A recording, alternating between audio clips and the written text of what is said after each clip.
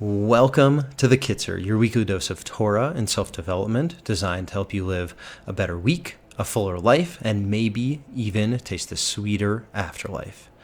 Now, this week, Parshas Sisa has one of the most unbelievably tragic events in the entire Torah, maybe in the history of the world. The golden calf, the sin of creating the calf, of going against God's plan in the worst possible way with idolatry. So what went wrong?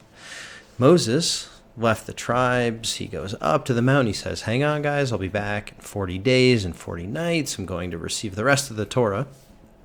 So that was the plan. So he goes up, and the people are thinking, and they're counting, and they get to the 40th day and the 40th night. Moses is nowhere to be found, and further, they see a vision, a dream from above of Moses being carried away in a casket, and a cloud covered the camp. So they gave up, they moved on.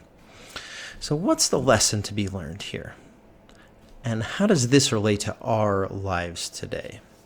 So the sages tell us that what happened here was this interaction with the Yetzer Hara, that the people were overtaken by this desire to act too quickly, but all they needed to do was to take a second, to think, to relax, to really process, and then act.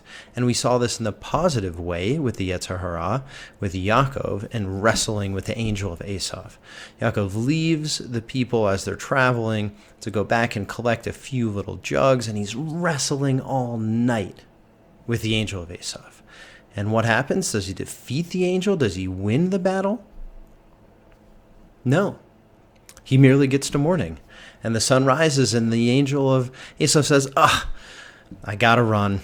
Time for me to go. I'm going to give you a new name, Yisrael, and be off on my way. So that was the lesson that Yaakov learned, is that when it comes to our Yetzer Hara, we just have to be patient. We have to know that there's this intensity, there's this anger, this fear, this destruction within us, and that all it takes is a little bit of time and a little bit of patience in order to act on it.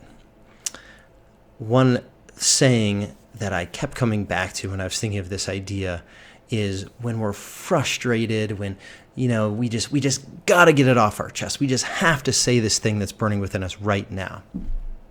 Never in the history of the world have I just got to get this off my chest right now resulted in a good outcome.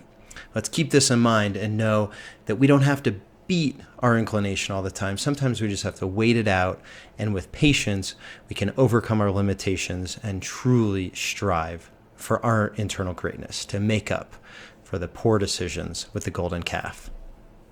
Good Shabbos.